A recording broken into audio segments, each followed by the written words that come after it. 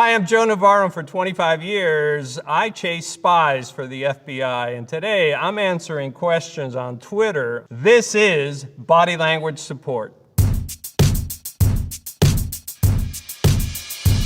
At McFowl, and it comes with a photograph. I'd love to read at CIA's analysis of the body language in this photo. One of them is in charge. One of them is the subordinate. And their body language clearly is detailing which is which. Because when you're in charge, you can sit any style you like. This is your domain. When you are the supplicant, when you are there asking for help, your behaviors are more contrite, your arms are more restricted, your legs are restricted, and we see all of that here. At the Ulterior Kid asks, are there secret handshake identifiers asking for a friend? Yes.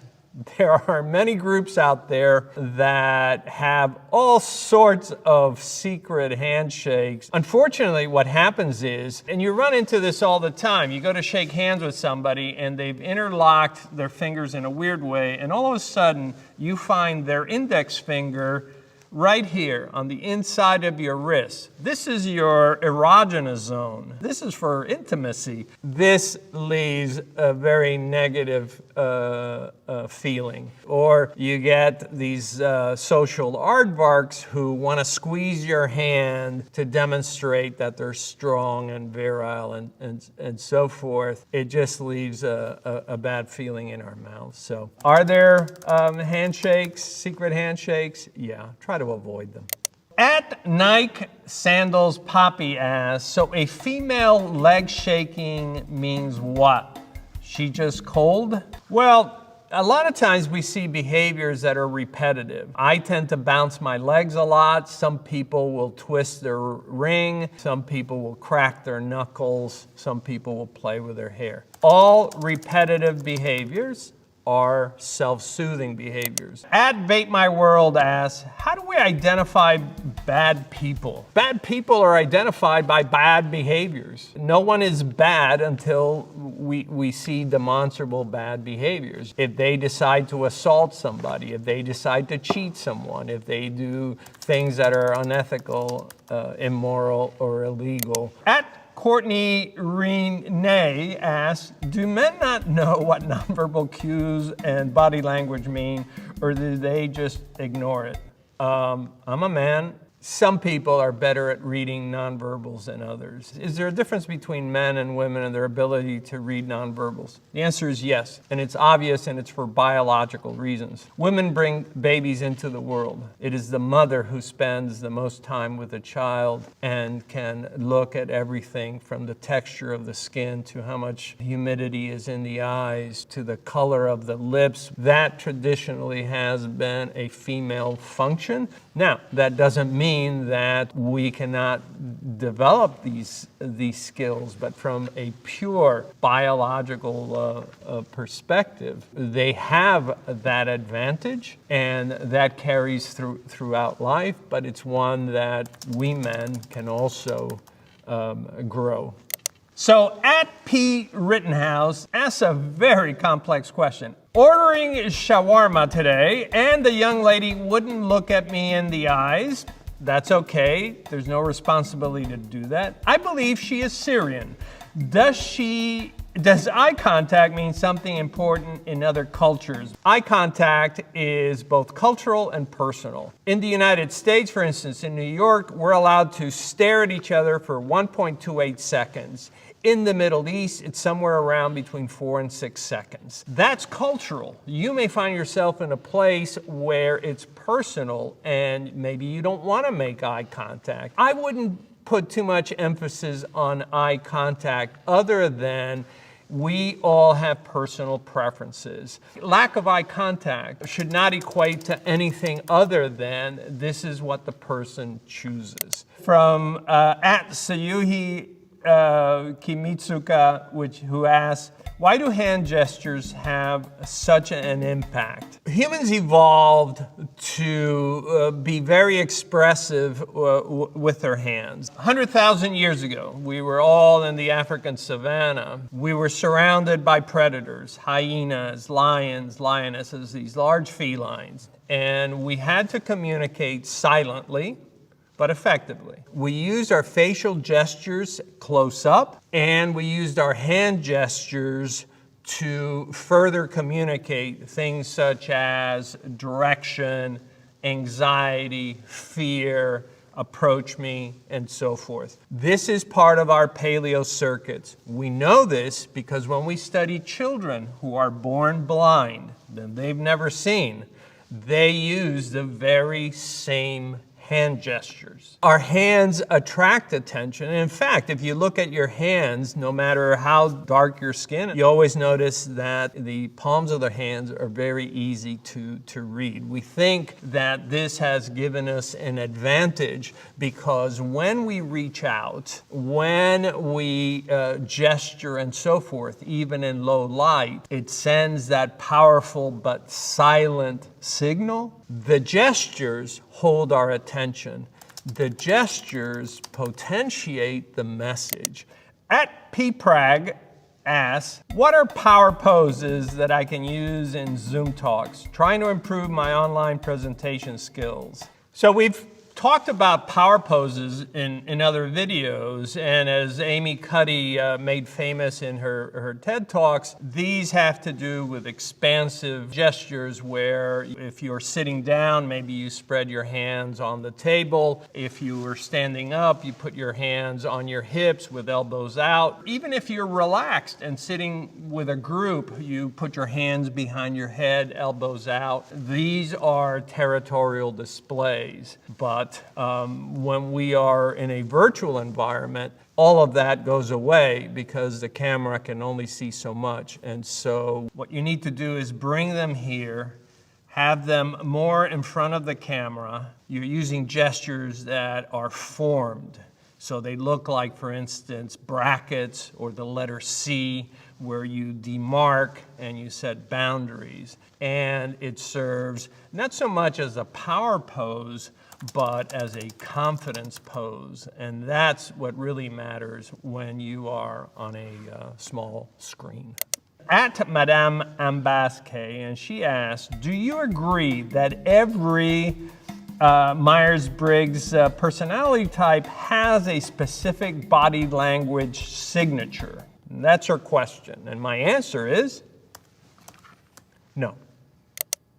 So great question from @Sonia the Freeze, and she asks, enjoying your Power of Body Language book, thank you.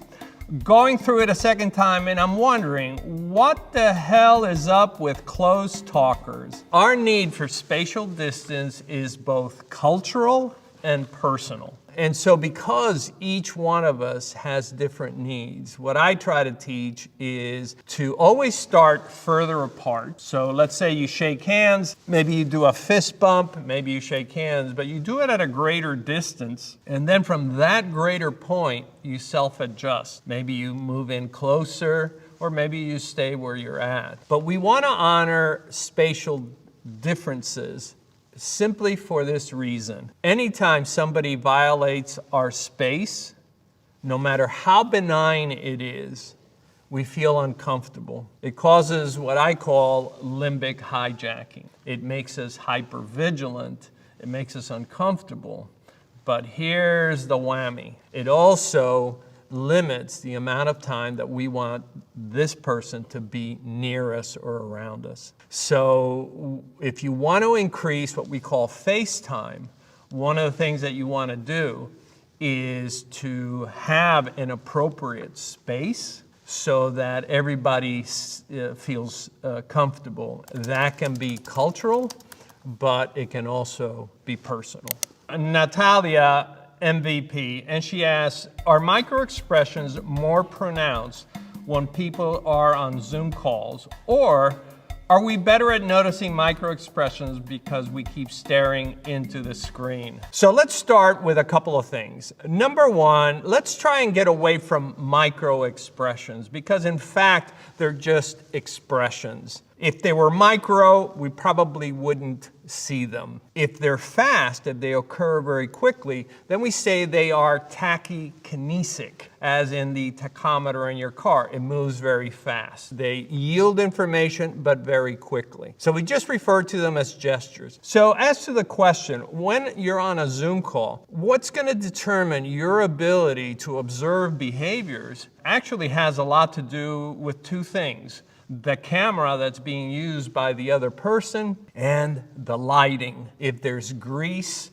or oils or dirt on the camera and it's a low resolution camera, little lighting, you're gonna miss these little behaviors to the point that something that is easy to see live, which is, for instance, the furrowing of the glabella, this little area of the head. If the camera is not right, if the lighting isn't right, you're going to miss these behaviors. One other thing that we've found that's fascinating is that where you think that maybe having a neutral face on a virtual call is the best thing to do, it actually works against you. The brain looks at a face and says, this is a happy person, or this is unhappy, or possibly a threat. And what happens is when a face presents as neutral, it registers negatively. So what we try to teach people that do a lot of virtual calls is to at least nod in acknowledgement, smile, use your eyebrows to express agreement or surprise, but avoid a neutral face, because when we query those participants and ask about that person who had a neutral face, they're always rated negatively. So we have a question from Had Malik 1, and he asks, why does shaking your head mean no and nodding means yes? You know, there are behaviors that over time become standardized because of social conventions. We know that for the most part, nodding, the forward nod is perceived as accepting, as positive, as saying yes. Now, there are cultures where this is not the norm, and we see that, for instance, in Bulgaria. There are times when somebody nods, what it means is they disagree. But for the most part, what the research tells us is this: as you go around the world, you're pretty much going to find the same behaviors. These things are universal, and that's why they're so reliable. So we have a question from Anil Bodwell, and she asks, how important is body posture when delivering speeches? I remember when I was at university and professors always spoke behind a podium. Now, look at TED Talks. There's no podium. Those days are over. If you're still talking behind a podium, it's almost anachronistic. In essence, a presentation now has taken on new form, because now when we only have 15 minutes, as we see with corporations that have gone from a 1-hour presentation to 12 or 15 minutes, when we go from presentation to a performance, then yeah, posture, presence, how we look, all of that becomes important. At Aaron Chase asks, hey Joe, what do you think about teaching preteens and teens body language to help them stay safe, and what are some of the things you teach them to watch out for? I think we need to teach children at a very young age about body language, in part because it helps them to navigate a complex world. They go into classrooms where they may be running into children that they've never met before. And if we can teach them some simple things, as when you approach others, approach them at angles, not directly, because they will perceive you as friendlier. That if you teach them that if a child is grabbing their clothing, they're probably shy, maybe they're introverted. What a great opportunity to welcome them and be friendly with them so that they're less stressed. Why wait till you're 30 years old to learn these things? Why not learn them at a very young age? And especially now where there's so much emphasis on using media to communicate, I would say most definitely you can begin to teach children at a very young age what to look for, and they'll thank you for it in the end. So thank you again. Thank you for your questions. Hope to get some more in the future. You've been watching Body Language Support.